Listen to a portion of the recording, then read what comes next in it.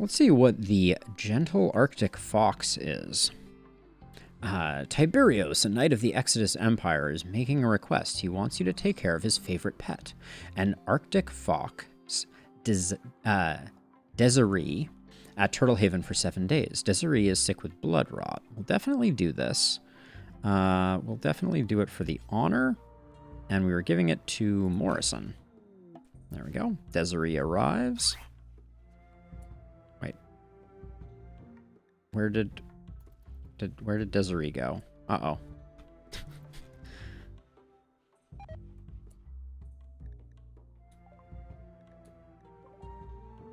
Oh, Desiree is here. How curious. Oh no, why is... Okay, Desiree needs a zone. Let's use Urgent 2 for Desiree. Yeah, absolutely. I think that the economy differences will be interesting, but the economy is always a facet that they're going to want to play with, right? Like at the most basic level, the game designers are going to want to use the economy as a forcing function, right? It's a limited resource. Anytime you have a limited resource, you want to flex it. So I think the economy is always going to be limited.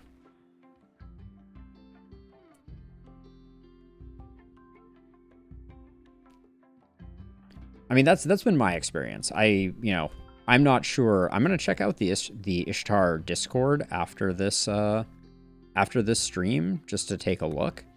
But that's my suspicion, right? My suspicion is that I haven't hit the 1 out of 10 that is where you hit it big. You get a good group. Like I had a pretty good group last night. We had some nice multi-hit going with a hand crossbow user, and there was some potential there, but we got really unlucky on some of the other weapon starts that we got. But yeah, I generally think that the hallmark of a strong rogue light or roguelike game for me is very much in the approaching 100% of the games are winnable, but the skill and game knowledge required to hit that ratio is very high. Right? So it is very difficult to realize that level of win ratio. And like that's been my experience, like with Slay the Spire. That would be the number one game where I am constantly floored by the quality of some players' ability to, with regularity, beat the highest Covenant level. Not Covenant. Covenant is Monster Train. Slay the Spire is Ascension level. There we go. I got my words right eventually. But yeah, playing at the highest Ascension on Slay the Spire and so consistently winning is just, to me, very impressive. And it speaks well to the game.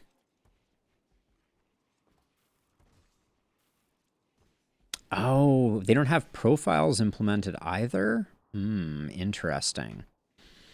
So you have to copy off your saved game.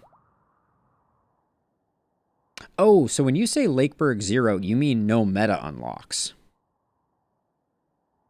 I think it is up there, Bear. It's one of the best. I mean, I am partial. I played a lot of NetHack back in the day, and I think NetHack is kind of like the perfect example of what I just described, which is that idea that the game feels nigh impossible when you start it. The game does not change, and yet your ability to progress through it is notable, right? All of a sudden you're like, wow, I can actually play this game. I can make progress, etc. Whereas, I think Slay the Spire also nails that to a T for sure. Okay, 4 AP, 3 heroes. Oh, so you're also Oh, because you don't have the inn at that stage either. Interesting. That is okay. I'm starting to pick up this custom game mode you're laying down. I don't think I fully appreciated the nature of the challenge until now. And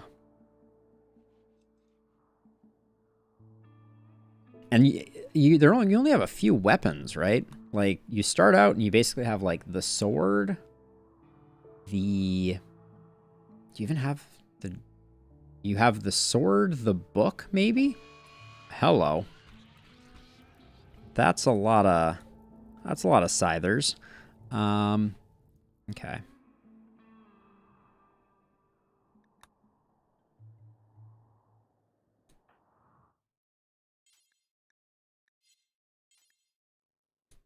Okay, mansteel mortar. White's currently indispose, so we'll have you three do that. Hold fire. Set force target. And then I think what I'm gonna. Oh, actually, everybody's going to sleep, aren't they? Hold on.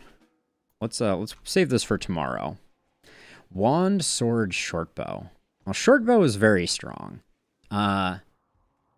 So my strategy, just talking about it, 3 heroes, 4 AP for Lakeburg 0.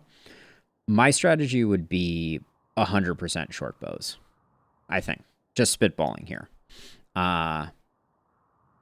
2 short bows on every character, and then bowers, and then a bower to produce short bows. But I guess you outfit people pretty quickly, and there isn't a lot of upshot. I mean, okay, I take that back. Because sword's momentum attack is also huge. You can build very broken momentum attacks as well. Like, you can build a lot of movement speed, get a ton of movement, and then with a sword just do a staggering amount of damage. Let's see. Grab all that. Grab all that. Ooh, that's a lot of Nutrimine we're picking up there. Let's ditch 180 and 202 of that. Let's do 66 Yayo. We don't want their flake. Let's see. We're still in the hole 2,000. Ooh, more side trainers a burden? Yes, please. Oh, more skip? Yes. Oh my gosh. This is... Wow. We're gonna spend a lot here, but it's gonna be worth it. Let's see.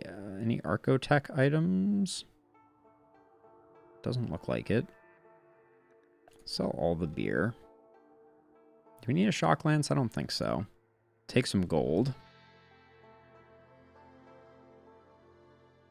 Oh, is it? I haven't. I can't say I've looked, but that's curious to me. That the momentum attack doesn't have a high modifier, so probably isn't worth it. Oh, we don't have enough silver underneath trade beacons. That's interesting.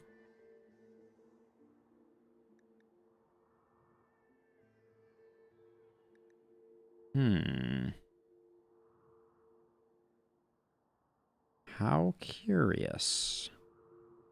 Because I want to buy all these things.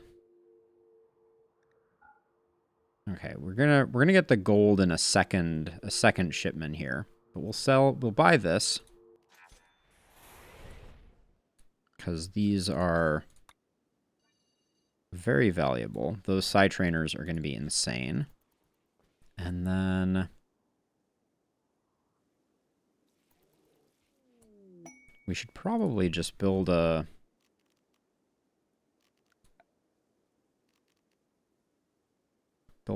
beacon out here. There it is. Let's build one about here. No, don't apologize at all, Bear. I love having the distraction because RimWorld is one of those like those zen state games for me. Okay, so we're gonna have everyone come out here except for Edie Valentin, and where's Kenta? Kenta. We're going to come here, and we're going to start peppering this this Scyther collection. Because the good news about Scythers is we can do work. All right, you guys all need to move over one. Okay, everybody locked and loaded.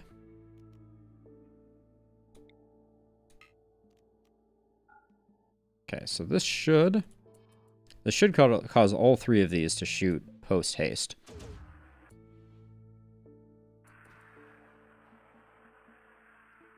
We'll see if the Scythers just immediately wake up and or if they continue to defend their psychic ship. Yeah, it's going to take a second round.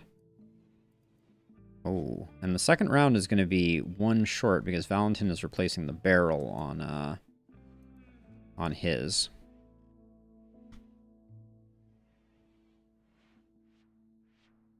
Any day now, folks. You forget how slow the mortars are. But yeah, I was just thinking for beating the corner bosses. They don't have a name, right? Oh, one Scyther down. Okay, let's speed things up a little. We're getting very, very close. So I think I'm actually going to have Valentin come up here and Edie come up here, and we'll have Kenta try and single-handedly I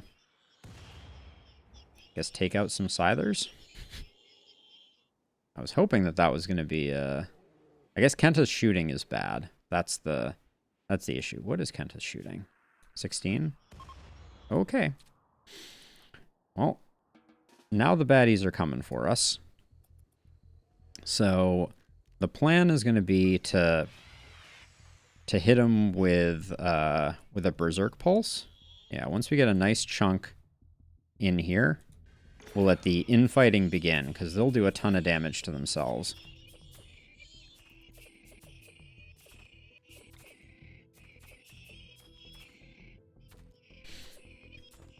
But yeah, short bows seem very strong. And then, yeah, I think my first attempt, I would probably build one melee and use swords. And use a sword, I think.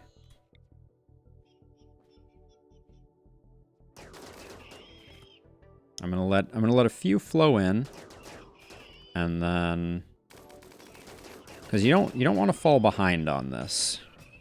When you fall behind, you end up with people getting hurt. Although I love that Bibor didn't even take damage there. That was pretty exceptional. Okay, we got some advanced components. I didn't even check to see how many Scythers this was. Oh my gosh, it's a slaughter. I think only one of them has scrambled circuits now. Which one? Is it you? No? Okay. I'm not sure why they're still fighting. There's still some... The Berserk has some weird side effects, to be sure. Alright, we'll let some filter in again.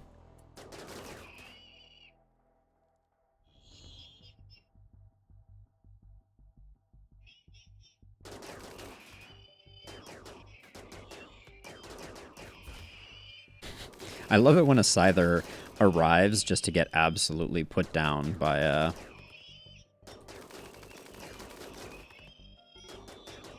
major break risk. Who? Bangs. But why? Why are you so unhappy, Bangs? Well, you're high on Yayo now. Guess we can... You're not carrying food. Oh, who's starving? Elliot? Okay, I'm just gonna... Actually, hold on. I'm gonna have Elliot not do that and try and hurry through this a little faster.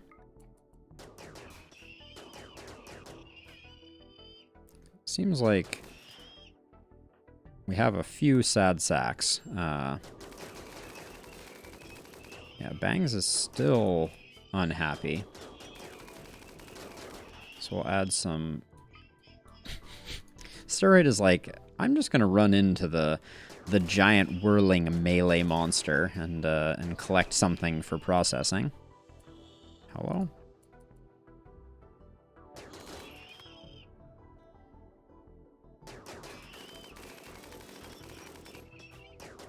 Oh, that's a good point, Bear.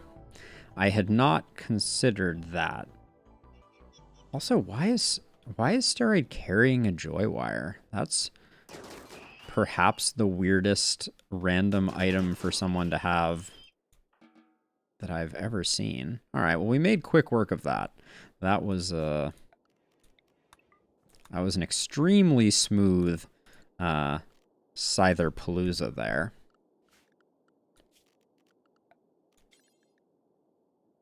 Yeah, I really... One of the things that I will credit Darkest Dungeon with doing very early, and I think all roguelike / roguelite games need to do, you got to hit multi-profile very early on. Because especially if you're releasing a game that's at all anemic on features, it's really got to have the ability for people to re-experience the progression. Because my number one complaint of Last Spell remains that the meta progression is so central to actual progression. Like, you can't have one without the other.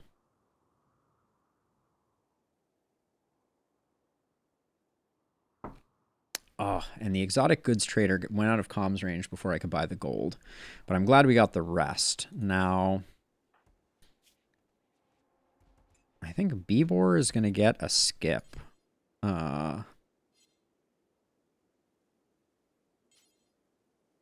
got 2 burdens. Berserk, Word of Joy. Yeah, so I want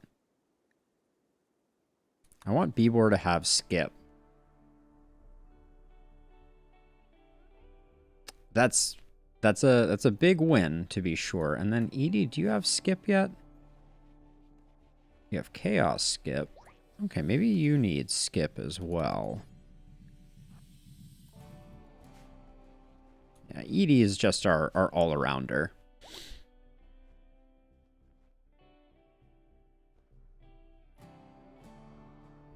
But yeah, I think more than anything, you want, or I always want my games to feel like they were beatable all along, and it was me that was the problem. I don't know if that makes sense, but you know, I want to sit down in a game and be like, wow, you know, if I had known half the stuff that I know now, I would have won my first game, type of thing. And I think you're proving it a little bit with the idea of doing a Lakeburg Zero run. Like, you know, I think that to a certain extent reinforces the fact that, you know, now you know what is strong and you can play around that, etc. But unfortunately, it doesn't feel like you're playing the totality of the game. It feels like you're finding kind of the one beautifully degenerate strategy, if that makes sense. All right, like, you know, it feels a little bit like you're like, okay, I found the one weapon that is capable of beating this game at this, you know, at this echelon. And so I'm going to exploit short bows to the fullest extent of my power, which, you know, more power to ye, to be sure. But it doesn't yield that same like Slay the Spire type of thing where you're like, okay, you know, I built my deck badly the first 100 times and I made the wrong decisions on pathing, etc., etc. But now I know how to play the game, and, you know, the world is my oyster type of thing.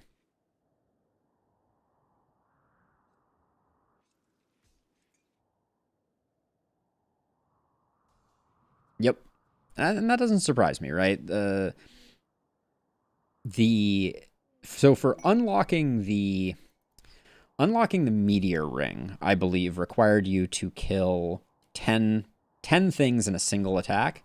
And that always felt out of range to me in the early game because the short bow was so the like, if you want to target and everything that it hits instantly dies, the short bow with rain of arrows was that singular action. Edie's otherwise indispose. Who's our second best social person? This is something I should know off the top of my head.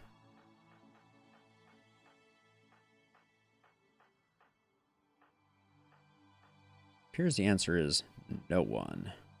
Oh, 10. Randy. Oh, that makes sense. Randy can do this trade.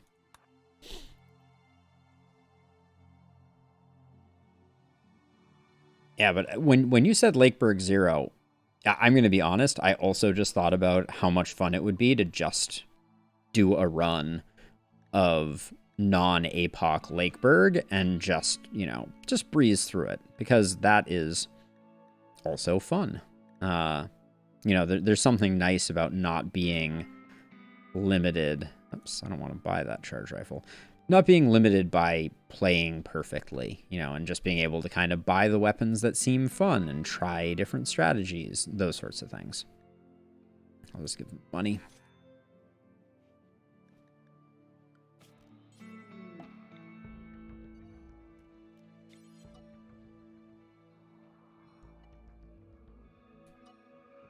I can't believe it, but I think we have largely cleaned up the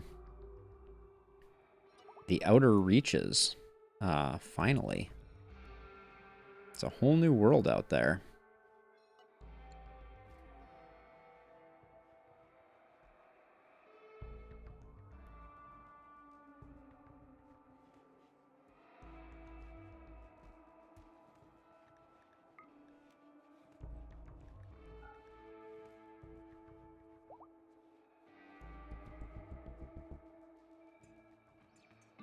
Uh-oh, Polar Bear 221 should not be having babies. Sorry, Polar Bear 221. And then all 3 of these are going to get slaughtered. Yeah, so that was the other thing that I was waxing on about earlier is sensors.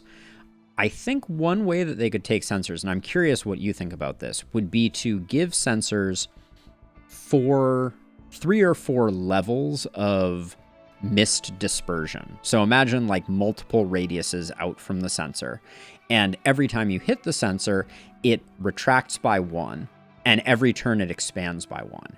So the idea is if you hit the sensor, let's say 3 or 4 times, you can push the sensor to the point where it's not generating any mist, but next turn it'll pop out 1 and you have to hit it again. My thinking being that you could essentially encourage the use of kind of like collateral damage, right? So your goal is to use AoE attacks that also hit the sensor to kind of like keep the sensor at bay. And you don't have to go through this kind of like long, drawn out, do 1,000 hit points of damage type of dance over and over again. Because I find that also exhausting. And I find that it only affects certain knights, which is also sort of eh. We got some pilgrims looking at the stack trace. I don't blame them. It's pretty cool. But yeah, I think that could be a fun way to change it up, because it would make the game more... it would make the sensors a resource sink in the like ongoing form. The one change that I think would also have to be made is when you use an AoE ability, it would have to hit the sensor first, and then anything that was revealed by the sensor should also be hit by that AoE blast. Generally speaking, I am of the opinion that the sensors should disguise the ability for the players to be able to see enemies, but you should still be able to AoE enemies down underneath the sensor. Like, I don't think the mist should actually stop attacks. I think it should just prevent you from seeing their movement range, seeing their action, etc. So the idea would be you could, use Rain of Arrows and you could hit the sensor and that would provide you more visibility. Oh, who's starving? Don't know. Someone needs to tend to this.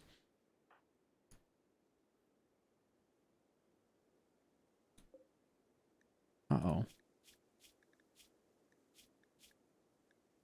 Why are we not feeding this animal? Beavor.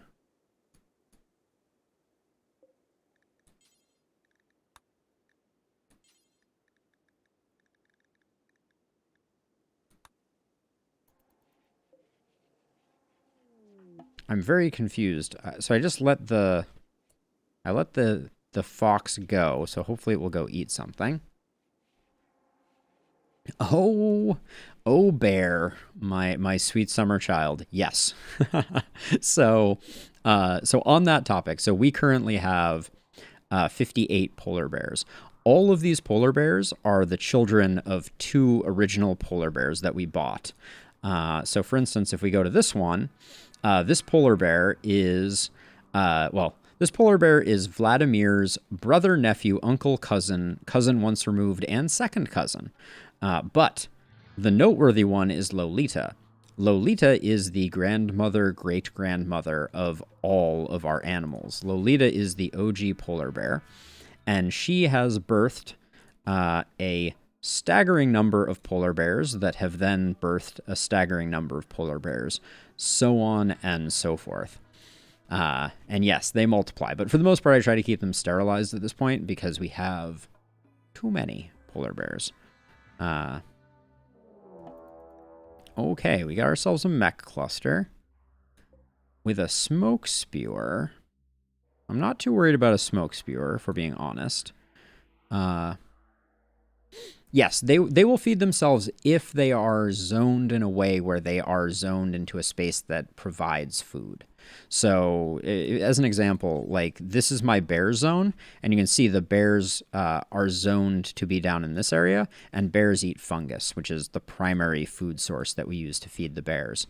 I had very restrictively put the Arctic fox in a zone here because I want to keep it safe and know where it is. But in doing that, I seem to have caused a problem where I couldn't feed it. So I'm gonna re-expand the zone for the Arctic fox. So the Arctic fox has the ability to eat some meat or not, because I need to keep track of the Arctic fox because it's only on loan. So where is the Arctic fox? There you are. You can go back to Urgent 2. There we go. But yeah, they will feed themselves, and we have them trained, so they also haul items for us. The total set of training that a fully trainable item can do is they can guard, and then guard allows them to attack, which means that they can be dispatched to attack someone that we are attacking, rescue people, pull back wounded allies, and haul, randomly pick items from time to time. And we like hauling especially, so all of ours are trained for hauling. So we have a low shield and a high shield, but it seems like the high shield isn't fully covering this. Oh, is this another? We got 2 low shields, 1 high shield. I think we might be able to snipe the smoke spewer. Say that 10 times fast. So I may just have Valentin start working on that. Because Valentin has good aim. So this is a new feature of RimWorld that aiming now counts for something. So we'll see how precise Valentin is. That's the good stuff. All right, now the cluster may immediately attack. That's been known to happen. So we're just going to come down here and get ready for it, just in case they don't rubber band back. Sometimes they do, sometimes they don't. Let's see, and then we'll have Bibor come here, Amboss here, Tony here. It does look like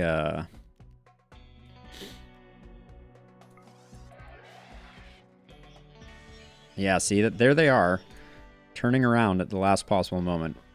Oh, we didn't get them. All right, that's fine. We'll let them return because we're gonna work on the smoke spewer, and then they'll definitely come in. Valentin, where are you going? That's what I thought. In fact, I'll send Valentin back down here to continue doing work on that. We'll see if subsequent blasts change things up at all. Because this mech cluster not being under the high shield actually might be very beneficial for us. There's a fair number of unstable power cells that would be cool to collect, but a little tricky. Centipede assembly, Lancer, Pikeman. Okay, that's not bad.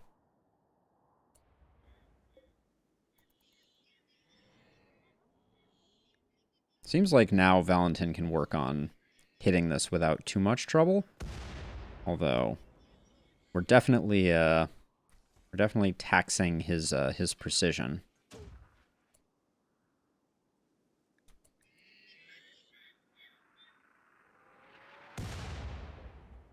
He's doing work though. But yeah, for the most part, animals are quite low maintenance. You should be able to feed them. Where is the Arctic fox? Why can I never find it? Is this part of Urgent too? Yeah, it is. Get out of there. Oh, hold on. They're attacking again. Maybe this time we'll actually stick.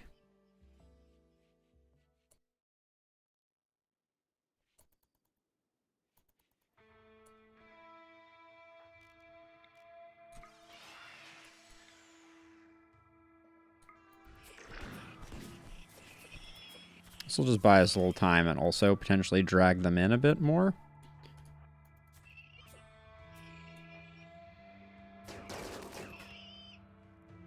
It's the centipedes that we're really worried about. Everything else is not too big a deal. We have the firepower to take out everything else that they're throwing at us.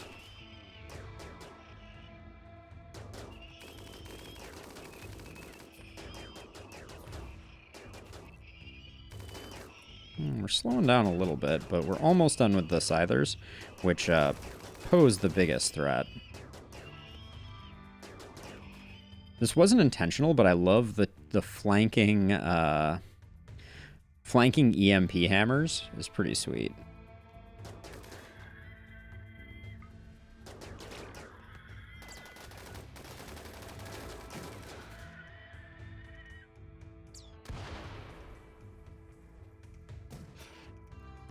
Anytime a scyther goes up against a centipede, we're doing something right. That's the...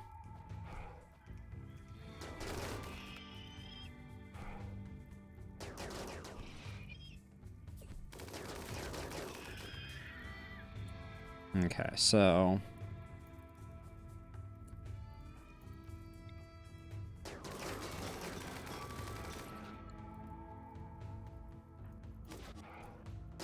Don't you dare light anyone on fire.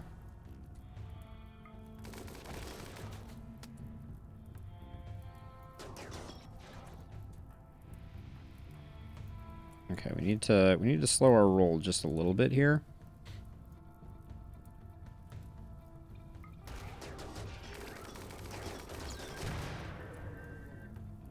Flynn, are you okay? Yeah, Flynn, you're just in a very silly place. Hold on. Quick stun before this hopefully does anything too problematic.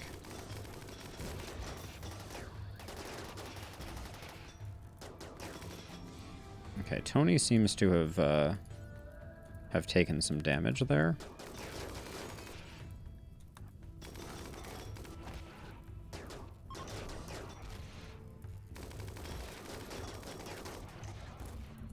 Okay, Amboss, is your shield broken?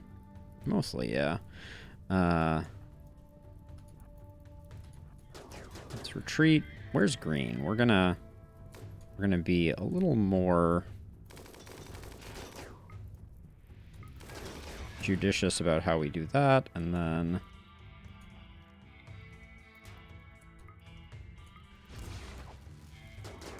And as long as we get the centipedes locked down with a melee person, we're good.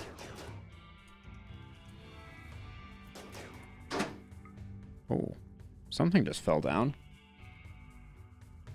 We'll find out later, I guess. All right. All of our melees took a little bit of damage, but not too bad. All right. Now, we're going to have more production of mechs. There was a little bit of production that was going on here. So this, every once in a while, we're going to get a centipede, a lancer, and a pikeman. That's not too bad. Fox in the house? Fox is... Yes, Fox is now in the correct place. One of the things that is a lesson you learn in RimWorld about 1,000 times and then still make the same mistake over and over again is if we take a zone. So let's take this urgent zone. So if I have this as the urgent zone, all of the things that are restricted to this urgent zone will go only here. Unless there's a second urgent zone. If there are two urgent zones, things will go to these two places, but they will travel freely between them. So, but then what you can do, and this is kind of the magic of it, is if you have a zone here and a zone here, and then you have a zone like this, then things will path around. So what I did was I set up the fox to have access to the things that it needs to have access to eat. And this concept is the concept that I use for my bears zone. Because what you'll notice is there's a lot of places the bears are allowed to go. And the center of the base is completely encircled in bears are not allowed to go into it, basically. And the purpose of that is that I want bears doing hauling, but I don't want them creating filth. Bears poop is basically the short version of animal filth. But larger animals are able to carry more, are able to sustain more damage, inflict more melee damage, but they also cause filth. And so that's why you'll notice that I have this hay ring around my base that's I refer to affectionately as the bear superhighway, because it is where the bears go, and hay absorbs a lot of the filth, thus kind of protecting the colony from the horrors of not being able to clean up the ocean of bear poop that we would otherwise be buried in. Incidentally, this right here, the Guaralin tree, Valentin has a connection to this tree and is pruning it, and that creates these little guys, these carrier dryads. And they do all of my inside the house hauling for the most part, because they're very small and they generate very little filth. So that's kind of the concept behind this base design. But bears, extremely useful. Any animals, extremely useful. Probably, if you were going for an optimal playthrough, the dogs are the most highly trainable, least food-consuming animals.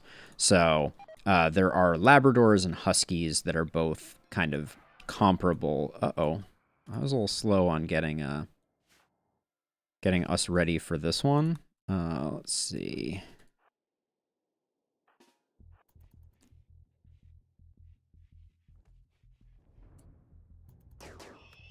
Okay, Valentin's not messing around.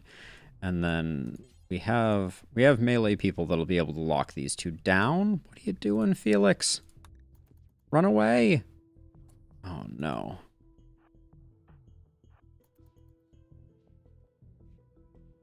No, Felix. Don't do it.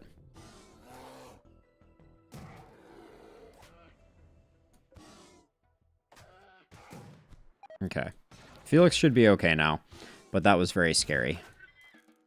We don't like our bears dying, especially our named bears. We need to be very careful with, because they have bonded connections to our colonists, which makes our colonists very happy. about their presence, but their death will make our colonists very sad. And you don't like sad colonists. Man, Beavor's getting wailed on by this centipede. Alright, we got it. Crisis averted. But that was a good example of me doing a bad job managing zones.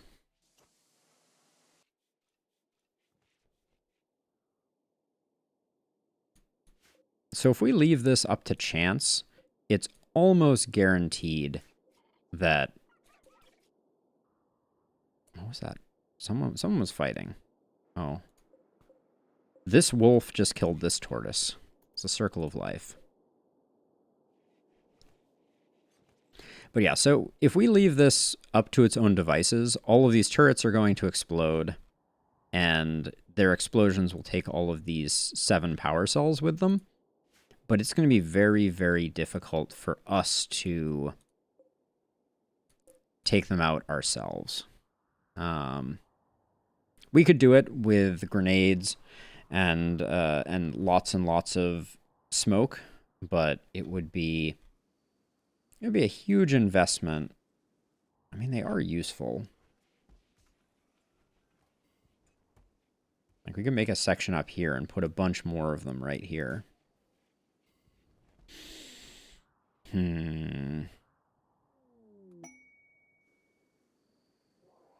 It's just going to be so much painful micromanagement, and if we do it slightly wrong, it's just going to be disastrous because these Inferno turrets are going to be super annoying.